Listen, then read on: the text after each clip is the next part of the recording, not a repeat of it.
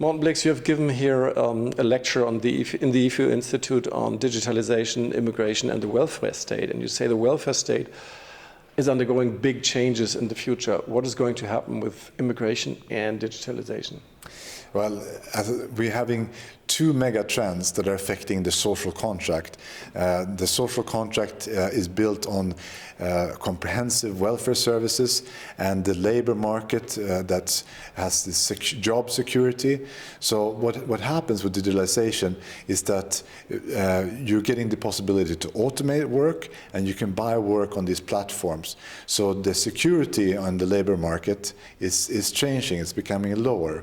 And then you're also having immigration, which is increasing a competition for low-skilled jobs.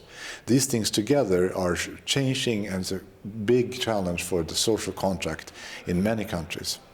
You said we need to smoothen things. How do you think that this could happen?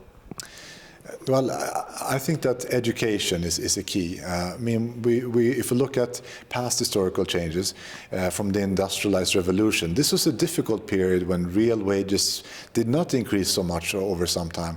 So the way to do this is I think, to help people to find new jobs and to give them the training that they need.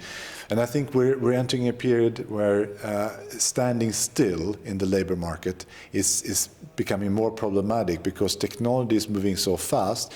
So if you stand still, or if you're moving at too slow pace, I think that's going to be problematic for people, that they will not be earning such good wage developments. You also said that gig work is coming now, and that it's eroding the basis of the contrat social, the social contract, if you want so. What does that mean? What is gig work, and how does it undermine the social security or the welfare state? Well, these gig platforms, they don't see themselves as an employer, and they can be in any country, and they can match a buyer and seller either in the country or between countries. So if you buy a service from somebody outside your own country, then typically it's hard for the local country to tax that. So, and if that increases in magnitude, many people buy these kind of services, then there's a lot of tax revenue that will be lost. And this is difficult for countries in Europe, because such a large share of revenue for governments come from tax on labor. You also said that we have to improve skills, especially for immigrants. Why is that? I think this is the only chance of helping immigrants to enter the labor market. Some immigrants who have low skills, it's going to be very difficult.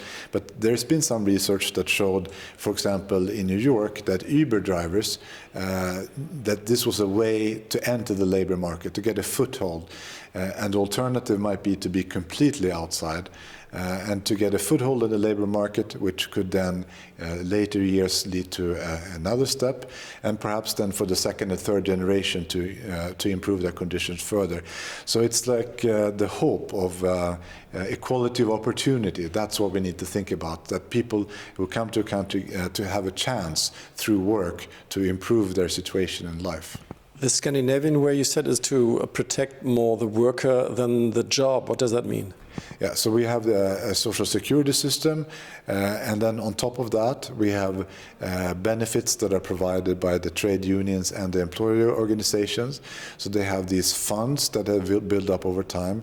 So let's say that a firm goes into bankruptcy, then the workers that have lose their jobs, they get help to find new work, they get retraining, income insurance, and actually the experience is that most of the people find new work, sometimes at even higher wages than they did in the past.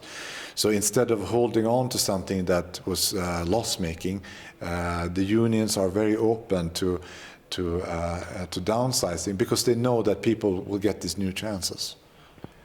Is that an optimistic view on the world that you're having, or is it more or less a gloomy one? I think the point is that we need to deal with this. It's coming whether we like it or not. And I think the challenge is to try to adapt and to make the best of it, and not pretend that it's not happening. So we need to take steps to make it easier to adjust and to give general protection against for workers in conjunction with some way of retraining. I think that would be essential ingredients in trying to help smooth change. Thank you very much. Thank you.